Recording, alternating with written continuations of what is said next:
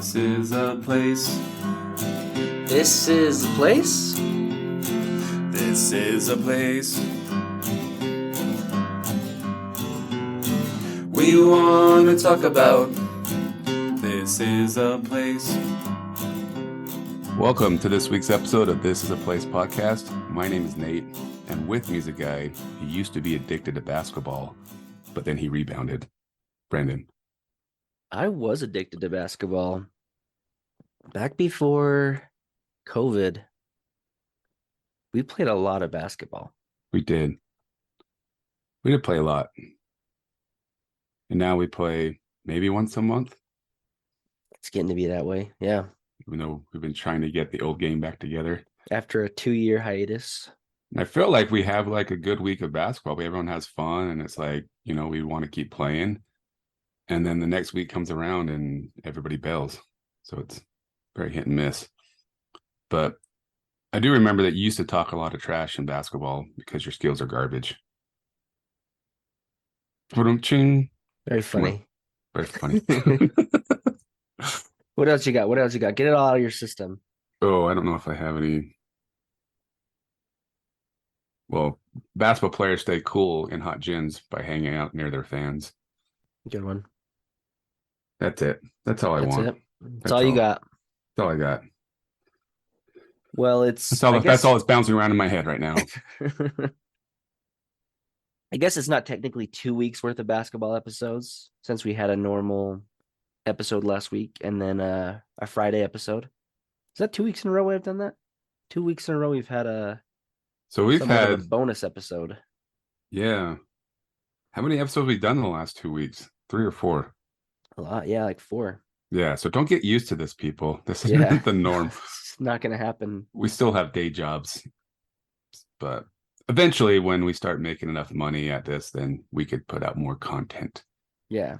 As Gary Vee would say, we need to put out more content. One of these days. But for now, you're going to only get sick of us one day out of the week. But we need to have another basketball episode to recap this All-Star weekend that we talked about on Friday. Because we talked about it prior to everything happening. And now we've got the post-game show. Let's do it. So I think our goal of this episode is to talk about the top 5 things. There's probably more than that, but we ain't got time. And we should first start out by saying how much fun we had going to all the activities. From my couch. We went to a total of 0 All-Star Weekend activities. And I had ambitions, but then the kids weren't feeling so good. And it sounded like a lot to do to go downtown with all the people. Friend of the show, Chris, he was downtown on Saturday. Mm-hmm. And he was sending us videos and pictures and didn't look like it was as crazy as we'd expected. But yeah, we still didn't get around to it. But it was as if we were there, though. So thanks, It's Chris. like we were there, Chris. Yeah, thank you. Yeah. But I do feel guilty because my kids were actually out of school Friday and the day after the All-Star game, so Monday. And UTA's been free for that whole week.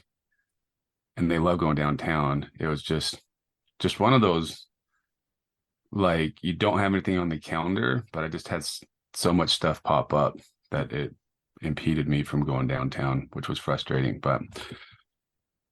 And to be 100% transparent, I didn't even watch the final All-Star game.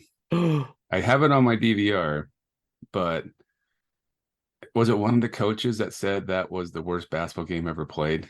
Yeah, the Nuggets coach. Yeah. Mike Malone, I think is his name. Sounds right. So, but I mean, you don't really miss much when it comes to All-Star games. And I guess before we start off with the top 5 moments, I messaged you yesterday. I think I figured out a solution because I was thinking about the All-Star game. You got all of these, what you call All-Stars. It's the best of the best. but you never get to see in any sport, really. Hockey's done better with the 3-on-3, and I think we talked about that already, because you can tell the guys are being a little competitive because they want to win, but you never get to see the all-stars really battle it out like they really want to win. It's more of a showboat, a glorified pickup game. And even that, it's not even really a pickup game, because the pickup games can get pretty intense, but not these. So I was thinking, when you play Little League Baseball, at the end of the season, they pick 1, 2, 3 kids from each team to go to the All-Stars to compete against other All-Stars, right? And then they have a season.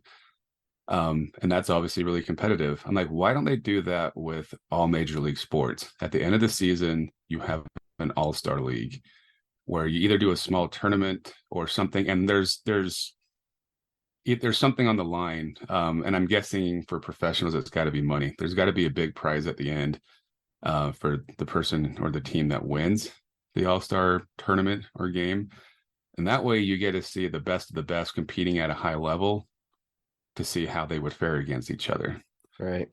And that'd be money. That'd be so fun to watch. But then again, I was like, oh, would that take away from the regular season? Would people be like, would that, you know what I mean?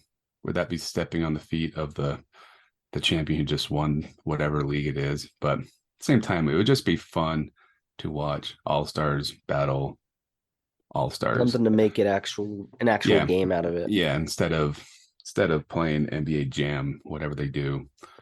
You know, we can start with number 5 from this conversation. Team Giannis won, and they did make a donation. So I guess their prize is a donation to a charity of their choosing. And in this case, it was 2 Utah charities. One was, I want to say, the Boys and Girls Club of Utah. And the other one that Team Giannis selected was something about I have no idea, some Utah charity. So they won. It might have been just $1 million. $1 million went to their charity, and the losing team still gave 500,000. So it was like half. But either way, there's going to be a donation made. So what's the real incentive? And do they really care that much about the Utah charity that was thrust on them? I don't know. Who knows? But either way, I think the top 5 moment I have from this list is Lauri Markkanen just living his best life, because he was the lone all-star from the Jazz. Of course, he was picked last in all of it, which was kind of a bummer. He just looked like he was having a great time. He was happy. He had a really nice alley-oop at the beginning of the game. There was speculation, and the announcers were kind of talking about that when they played, they would try to make the guy playing host, the home guy, they would try and make him the all-star MVP. That did not happen in this game, and that's fine. But I think just him coming from where he was and now being this star in Utah, I think was cool to see. Yeah, it was nice to, and that would guess be kind of a bummer if you had the All-Star game in your city and you don't have a player on the team. Yeah. So, and he deserved to be there. All those stats. Yeah. Oh, yeah. Oh, absolutely. All Absolutely. the stats point that he's very worthy of being an all-star. I don't think it was, they threw a bone maybe in that they never picked people from Utah, but he definitely deserved to be on the stage given his stats and his production. Yeah, absolutely. I mean, he is an all-star, and he's a major reason why the Jazz are in the hunt for the playoffs, not at the bottom like Houston. So, but I only watched the first quarter of the game and realized quickly it was extremely boring. So that's as far as I got. It's just sad. Just sad. So the number 4 I've got was the performance by Utah resident Post Malone and Jewel performing the national anthem. Yeah. Cool that they highlighted she was from Payson, from Utah, and Post Malone, all his ads talking about how great Utah is, and then performing at the beginning of the All-Star game was pretty cool. But I will say Jewel's performance was a little closer to a Fergie type performance. It wasn't the best. Not It her was best, not her best outing. it was a Little little pitchy. showy, a little pitchy all over the place. But other than that, cool that they tapped someone from Utah to do it. Maybe next time do Brandon Flowers instead. Even though he's technically from Vegas, but he lived here, so I think that Well, would be a didn't he good grow up in addition. Nephi a little bit and then moved to Yeah. Vegas? Did you catch any of that or Post Malone? I Anything? did not. I just know I saw all the commercials Post Malone was doing for the All-Star game leading up to it. Kind of like Utah rocks. Yeah, and he did a concert at the complex one of the days too. So I love having him out there talking about how great Utah is and someone like him really owning his residency here. Mm-hmm. I mean, he's a big name. He's probably one of the bigger names today Yeah, in that scene. yeah. He was just running in circles.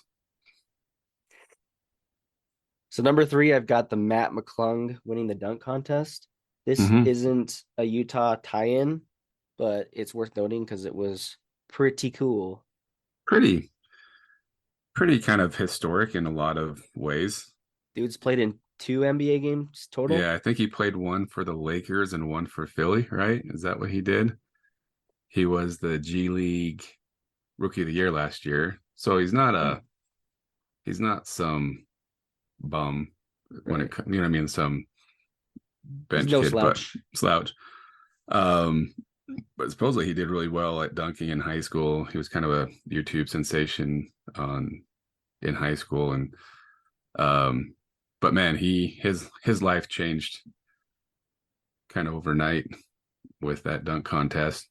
So he had made up to that point, you've seen that, Yeah. $106,000 in career earnings, and he made $100,000 for winning the dunk contest. So he Double his earnings doubled his in income one in afternoon. one night, and then he also got signed to a two-way contract, right? So they for Philly the couple days before, and at the dunk contest, I think he signed a endorsement deal with Puma, Nice. and so I mean, even just from the dunk contest and the popularity he has right now, I was pretty confident he would get a few sponsors, or he'll be able to capitalize on that for the next little bit till we forget about the dunk contest. But a lot of people are saying he saved the dunk contest, and it's crazy because I mean, If looking at him next to the other dunkers, there's quite a height difference too. oh yeah, He's only 6'1". yeah, I think that's what a lot of his dunks, if maybe done by somebody else, may not have been as impressive, but because of his height and stuff like that, it made it really impressive. But what was I going to say? I was going to say, when was the last time that you can remember that anybody talked about the dunk contest after it was over, right? I mean, Donovan Mitchell won it a few years ago. We talk about it here in Utah, but it wasn't. No offense, Donovan. It wasn't like the most impressive win. I think Gordon was his name. Gordon from Orlando Magic. That when he like jumped up and like threw it underneath his legs, like he's almost like sitting in a chair. Do you remember that dunk? That one was impressive. Yeah. It was fun when Vince Dwight Carter Howard back in the day. Vince Carter, of course. And the Shaq yeah, who video. was that guy that kept doing that same dunk? He did it like 3 times in a row. I'm like, we get it. You can put your elbow through the basket. Like, oh yeah, stop. Like that's all you got. You think that's gonna win you the dunk contest? Karl Malone didn't think so. No, Karl Malone was the harshest critic on the. I did think he kept it real though, which I mean, I agreed with a lot of his scores. But yeah, I mean, Dwight Howard and was it Nate? What's his name? Their little Superman and Kryptonite thing, that was fun for a few years. But it's been a while, I feel like, since the dunk contest has been like, wow. And I believe the dunk contest has over like 520 million views right now on YouTube, like the most views it's ever had, and that happened within like a 24-hour period after. So yeah, so he kind of highlighted the whole All-Star, and who nobody would have guessed that the dunk contest was going to be the highlight of the weekend. So yeah, good for him. Happy for him that So number 2 I got on the list, and maybe you'll question why this is only number 2, is the Jazz won the skills challenge. Yeah. I mean, So Jordan Clarkson, Colin Sexton, and Walker Kessler, right? The three of yeah. them did the skills challenge against Giannis, and can't remember who the third team was. They had was it Philly or something? No. Doesn't matter because Jazz won. Yeah. I mean, Kessler, is that his name? Yeah. Okay. Great player, great guy, but I was kind of surprised that you have a center participating in the skills challenge. Yeah. But and I think part of the reason one of the main reasons they won is because I don't know what was going on Saturday night, but not just the skills challenge, but the 3-point contest. Nobody could make a shot. Was there something wrong with the gravitational pull on Saturday night, or It's the elevation, man. so the skills challenge when they were doing that shootout, that was pretty embarrassing. Like I think me, you, and one other guy could have beat Any of them? any of them. And I'm not, and like people say it all the time when it comes to like pro sports, right? Like I could beat, like no, you couldn't. But this one, I'm like, I think we have a chance. You only have to make like 2 shots in a minute. Was that what they had? I didn't even watch it. You didn't watch it? Oh, No, okay. I started watching after when they were getting their award for winning it. So Oh, okay. Well, basically what they did is they had kind of like a Nintendo game. There was different spots on the floor with different point values, and the one way back was like 5 points. So you had 60 seconds, and you had one basketball. So 3 guys shooting one basketball. So you had to rebound it and pass it to your teammate wherever they were. You know what I mean? And try to yeah. accumulate as many points as you could. And I think the first round, the team got 6 points, which means they made 2 baskets in 1 minute. The second team got like 8. So the Jazz really just had to make like 2-3 baskets, which was kind of nice for them going to be in the last team, knowing they don't have to rush it. They could just take their time and hit the shots. So, and I think Kessler was the one who technically put us over to win, even though we scored another basket after. Mm-hmm. But you're just like, really? Like, you guys, I don't know. I just feel like almost anybody who knows how to play basketball could have competed in that event and done pretty well. It wasn't really. And maybe the other teams were a good sandbagging showing. to give Utah a win. Who knows? Yeah. And then on top of that, we had the second like worst showing for a 3-point shooting contest as far as a player missing so many shots. The number 1 goes to Michael Jordan, believe it or not, for the worst 3-point outing. But a lot of the teams, like even the first person went up was what's his name? From Indiana? No. 2 players from Indiana did pretty well. Crap. Anyways, but the first round, or the first player to get up, he only scored like 20. You thought it was a pretty crappy showing, but it held out. Like it held to the very end. And I think Markkanen tied him, and then they both got knocked out. It was Jason Tatum. Yeah, went first, and you're like, "Ooh, that was a crappy showing." But then the rest of the people, you're like, "What the heck's going on tonight?" Like nobody can make shots. So, and then once it's Buckner and the Pacers, I mean, they had this deal where whatever person can score, whoever scores 30 points, if somebody scores 30 points in the 3-point contest, they're going to donate like was it $300,000. And luckily one guy did.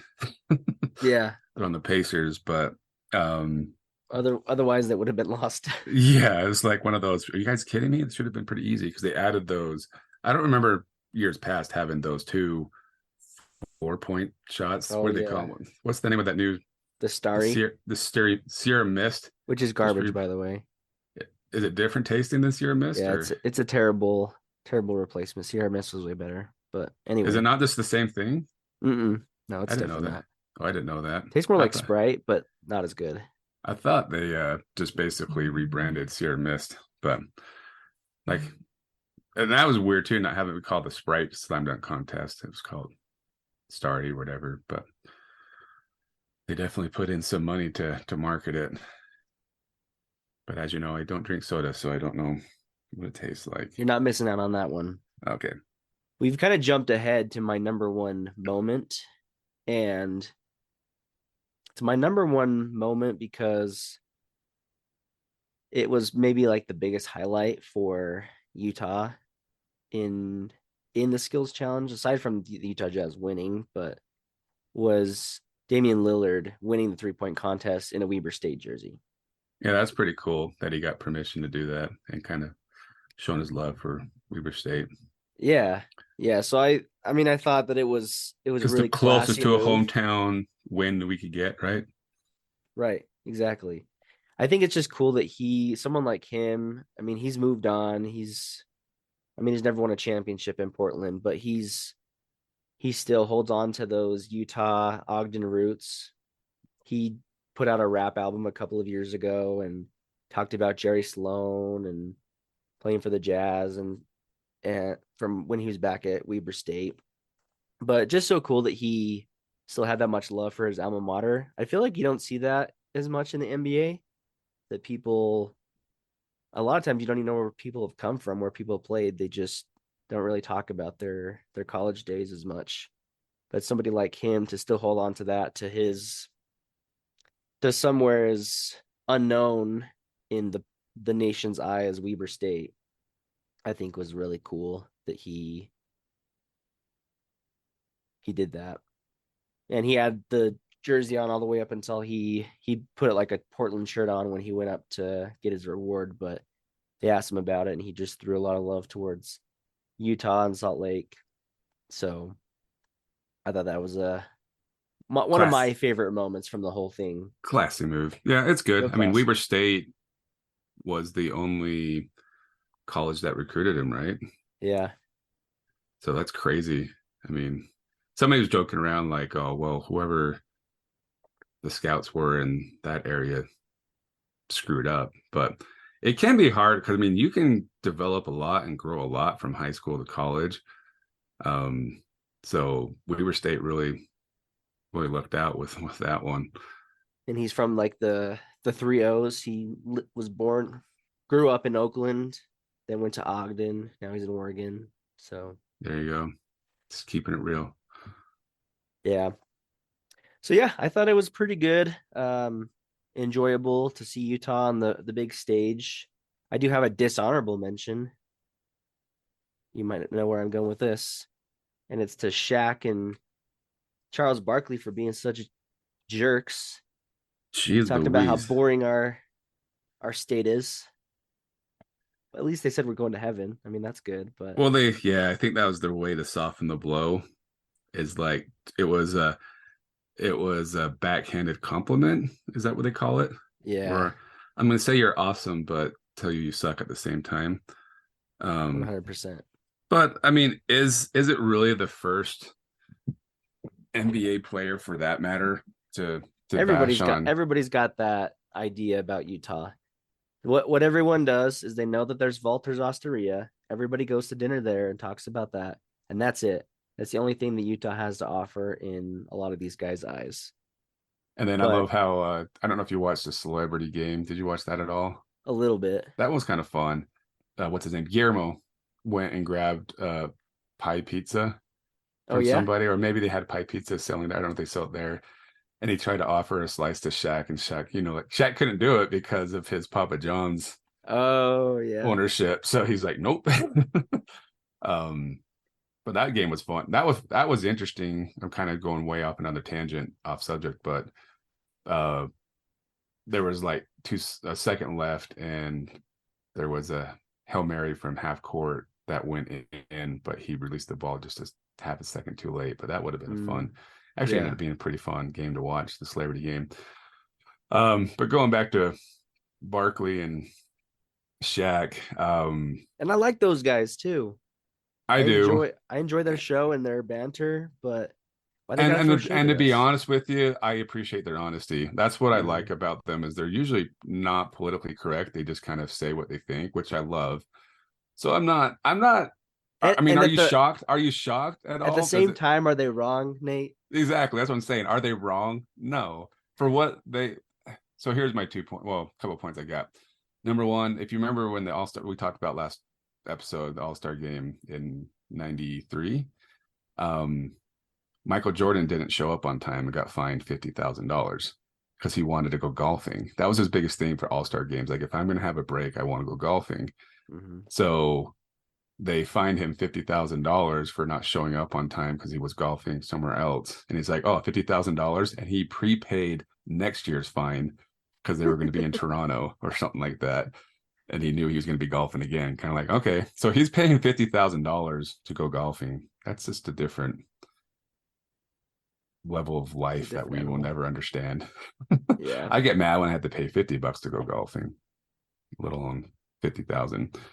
But I always find it interesting that I understand if you're coming here for a short stay, it may not be your Las Vegas, your LA, your even Orlando New or York. places like that, New York, where there's tons of nightlife and tons of sightseeing to do. But I always find it interesting that a lot of players, like Carmelo, for instance, was mad when he found out that he was coming to Utah, right? Mm-hmm. And where does he live now?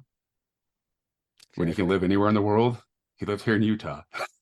Yeah. So I think a lot of players at first, when they hear they're going to Utah, are just like, no way. But then when they end up living here, they end up loving it and end up staying or wanting to stay, right? A lot of them actually get kind of ticked off when they get traded because they're like, they want to keep living here, especially if they have a family. Mm-hmm. They want to keep living here. So, I mean, it's not your party state by any means. There's a lot of things you could do to get into trouble, but not a whole lot. But if you're looking for a wholesome place to live with a lot of things to do outside of drinking and partying, And smoking. we have a lot to offer. So I think that's why a lot of celebrity, and look at that, Post Malone, he's here. I mean, he could live anywhere in the world and he chose to come live And here. he's a partier. And he's a partier too. So he finds things to do. But like I said, not surprised, but I also do appreciate their honesty. You sent this to me, but should we let them hear what legendary Hoops Hall of Famer Bill Walton said? How cool has this been? Salt Lake City. Why don't we just have every All-Star game right here? And this airport, phenomenal, spectacular, incredible, terrific. Empty the thesaurus because you guys got it going here. The efficiency, the amenities, cleanliness, the way you're moving all these uncountable thousands of people through here every day. It was just absolutely wonderful. Better than perfect. I can't wait to come back. And take that, all you airport haters as well. Yeah, coming from a guy who travels every other day. I love Bill Walton's so fun. That's the one thing the Pac-12 has going for them, right? Is they got Bill Walton as one of their announcers. That's the only thing they've got going right now. And he's hilarious. So like, yeah, if he ever announces like the BYU Utah game, it's just he's just a bucket full of positive energy. Yeah. So good guy and good to see some big time NBA name. And you mentioned also Karl Malone. I mean, it was cool to see those guys still have a love for Utah. Karl Malone and John Stockton, they both were highly recognized throughout the whole weekend at games they were at, and Karl Malone being a part of the dunk contest judges. So you sent me that thing that says John Stockton, Karl Malone, the Delta Center again. What was the other ones?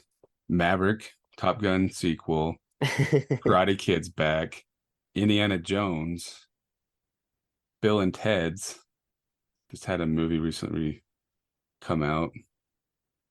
All these things from the 80s are being relived again. And it's 2023. And then ladies and 90s, I should say. There's a funny Instagram page I follow called Utah Satire, and they posted this tweet that said, "We can't believe Shaquille O'Neal and Charles Barkley had the audacity to call Utah boring after we broke our own laws to provide a pop-up liquor store for the NBA All-Star Game."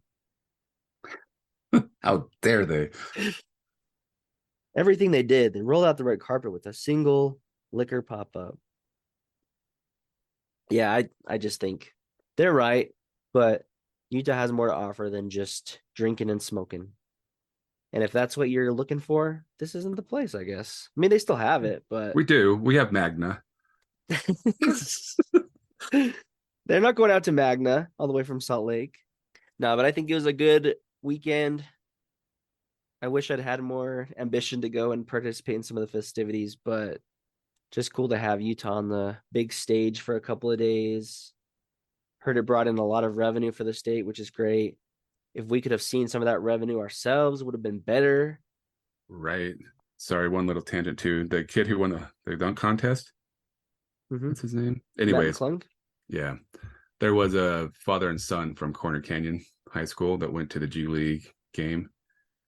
And then after, they just went downtown to see the festivities, and there was like a couple that were lost. They were looking for the hotel. They're like, "Hey, we're not from here. Can you help us get to the Hilton or wherever?" And they're like, "Yeah, no problem." They helped them. They're like, "Hey, you going to the All-Star game tomorrow?"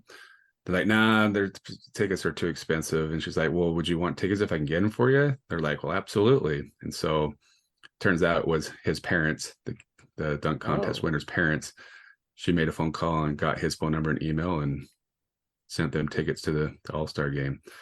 So That's awesome. maybe he does belong. Maybe their parents and his family does belong here in Utah because they're so nice and friendly. Sure sounds like it. So always be kind and help people. You might get tickets to the All-Star game. One last order of Utah Jazz news. It's sad to announce that Russell Westbrook is not going to be playing in a Jazz uniform this season. I did love that. I sent you that meme, right? The Jazz Nation sent out. Yeah. Utah legend. Utah legend. Exactly. Something like that. I Yeah, mean, so, is anybody surprised? Are you surprised Westbrook is leaving? I think I would be more surprised if he did end up playing. That would have been more surprising if he stayed rather than I going, agree, so. but they got our hopes up a little bit. They played with us, it right? was a possibility when it really never was, but and Utah, I think I even told you too, like he's going to stay in LA is what I think I thought I told you, but I told somebody else. I'm like, doesn't have to move. He can just stay there. Yeah, it's literally the same stadium where he was playing. I saw someone on this, it was a Reddit post, people asking, what's your favorite memory of Russ as a Jazz man? Someone said when he said it's Russ in time and rust all the defenders. But the best one is when he triple-doubled his order at Crown Burger. There you go. Oh, they were asking if they're going to retire his number.